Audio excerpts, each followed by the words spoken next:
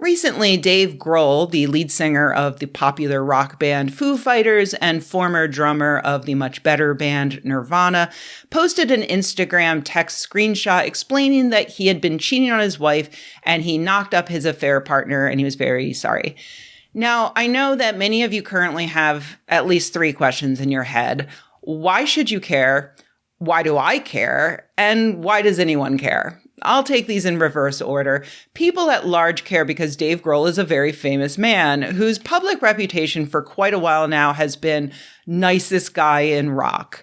He's been married to the same woman for 21 years. He has 3 daughters. He speaks of glowingly, and he does cute things like engage in an online fake beef with a 10-year-old drumming prodigy.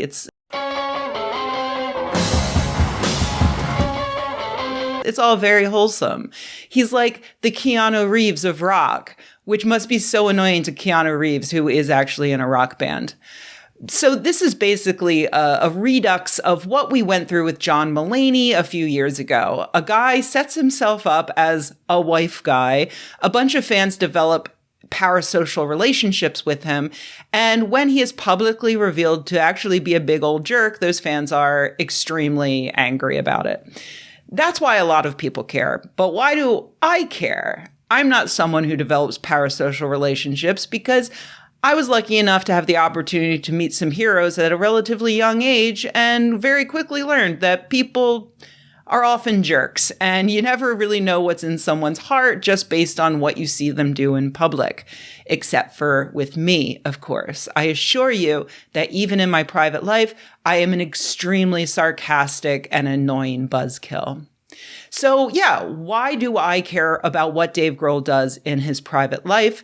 And why should you care? Well, it's because I remember things that Dave Grohl hopes you don't or that you never knew. Because we as a society are accustomed to buying albums from guys who have extramarital affairs. And so eventually this drama will blow over. The Foo Fighters will put out a catchy new song and everybody will stream it with no guilt.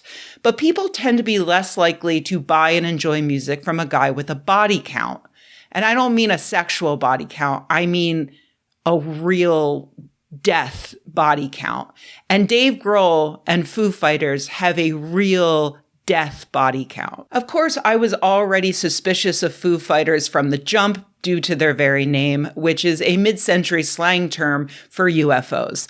That said, Dave Grohl has stated that he thinks it's a stupid name. He only used it because he hoped that the plural would hide the fact that the entire first album was just Dave Grohl doing every instrument and all the vocals.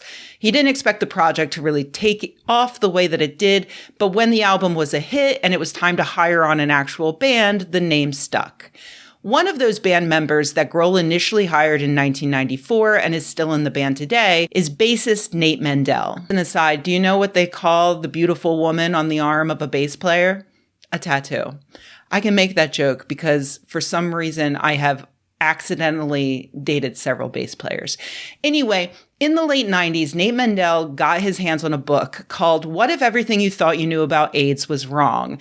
And no, it's not a book correcting dangerous misinformation like you can get AIDS by shaking hands with a gay guy.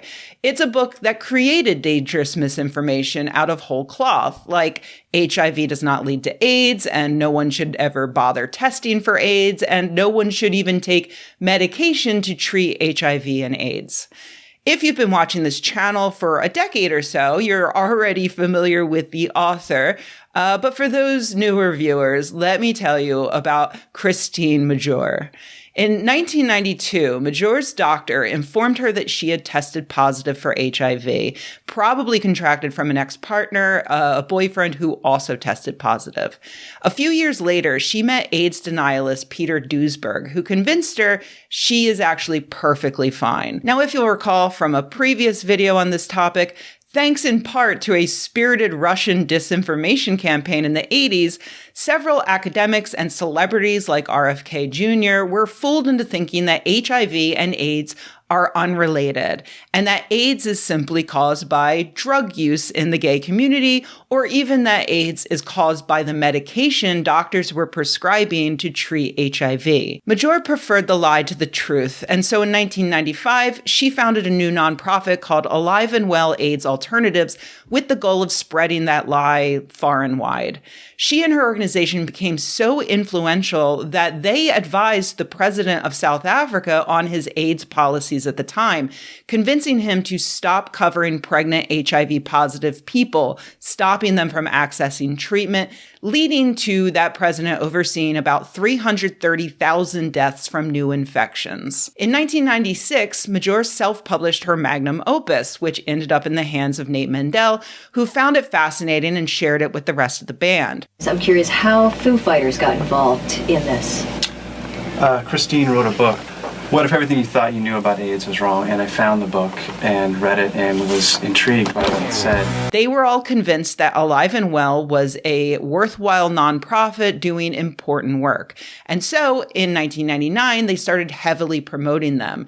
In January of the year 2000, on Dave Grohl's 31st birthday, in fact, the Foo Fighters organized and played a sold-out show in Los Angeles with the proceeds benefiting the AIDS denialists, featuring a speech from Major and free copies of her book. I think that most people have been scared of AIDS. I think that most people have been sort of force-fed the idea of a death sentence. Are you afraid of AIDS? Am I afraid of AIDS? No. Because I'm here with Alive and Well. I'm really big in Japan. So are you afraid of AIDS, Taylor? This is making me not so afraid, actually.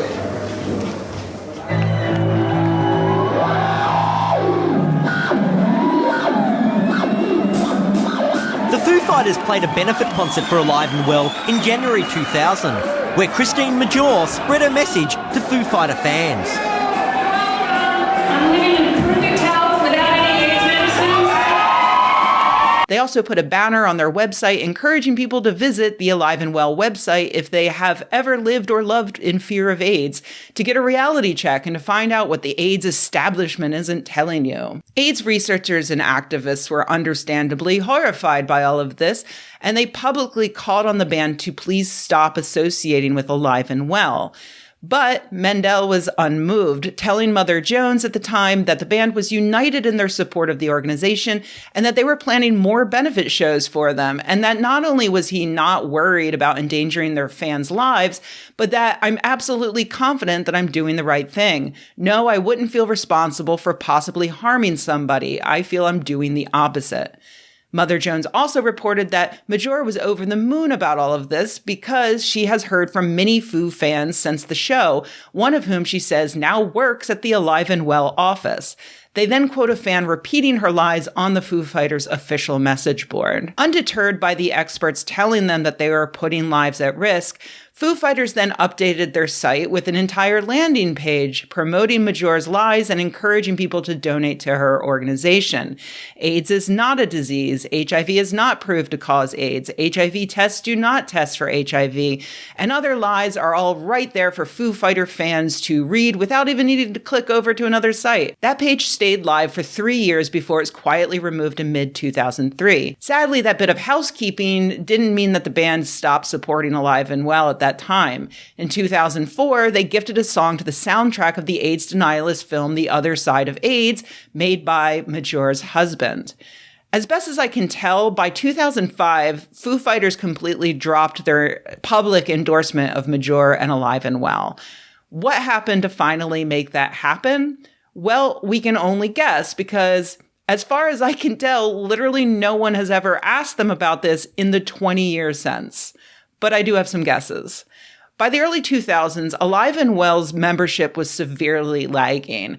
It wasn't for lack of publicity from bands like Foo Fighters, but simply because their members were dying at an alarming and somewhat suspicious rate. That fate eventually came to Major herself, who decided to have unprotected sex with her husband, had a baby, and breastfed that baby despite the fact that no one was on any medication. Because it's the medication that causes AIDS, right?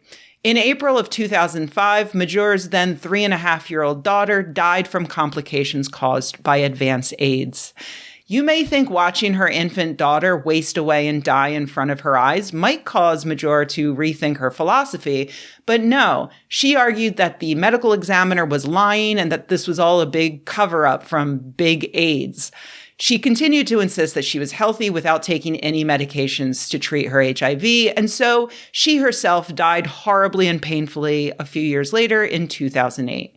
So I don't know, just a guess, but maybe at least one Foo Fighter did rethink his philosophy while watching that happen, leading to them no longer being a united front on supporting whoever was still alive to run alive and well. You know, that's just a guess. It would really be nice if someone, anyone, would ask them. I do think that people can grow and change and adjust their philosophies, but when the conspiracy theory in question is this dangerous, the people spreading it this famous, and when it is being spread by grown-ass men in their 30s at the time, I think it's worth demanding that the person in question offer at least some kind of apology and explanation.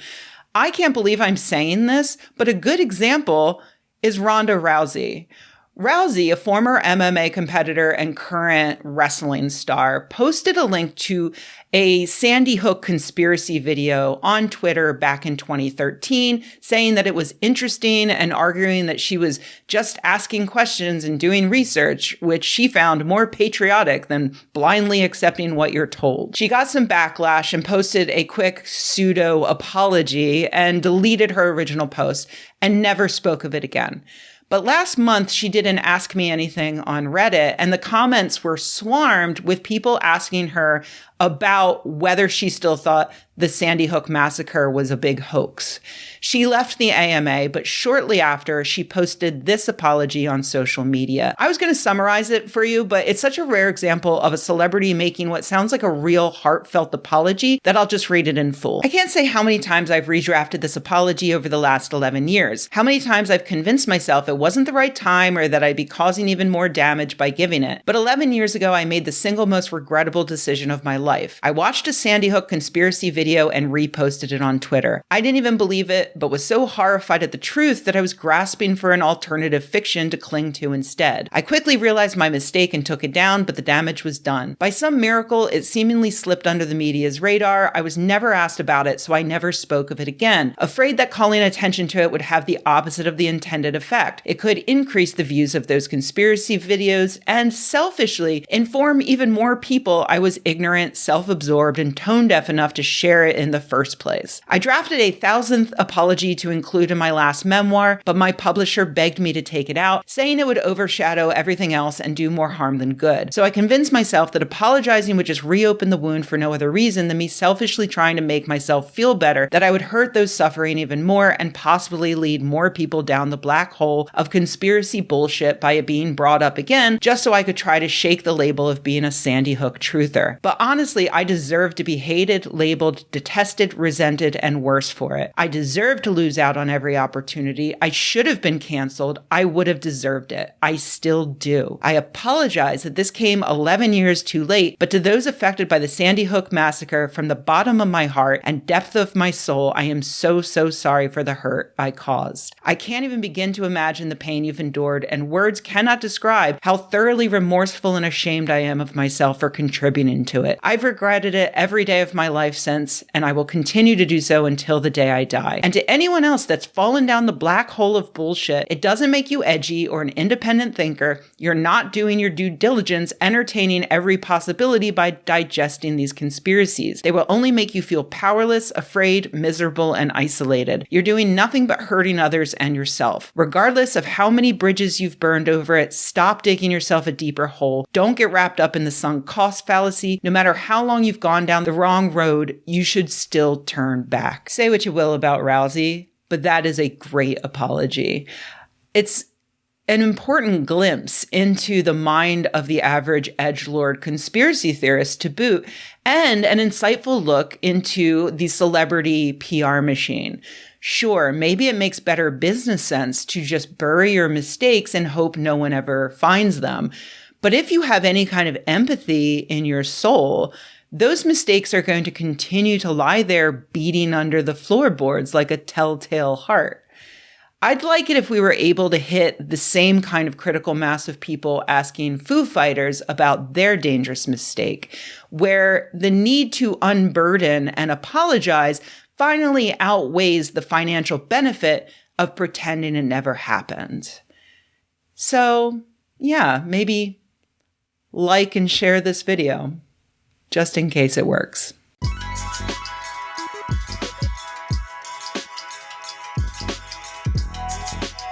Hey everybody, thanks for watching. If you enjoyed this video, please give it a like. If you loved the video, please subscribe. And if you think the world could use more videos like this and you happen to have a few bucks laying around, head to patreon.com/Rebecca and join an awesome community of nerds like the people whose names you see on the screen right now. Thanks.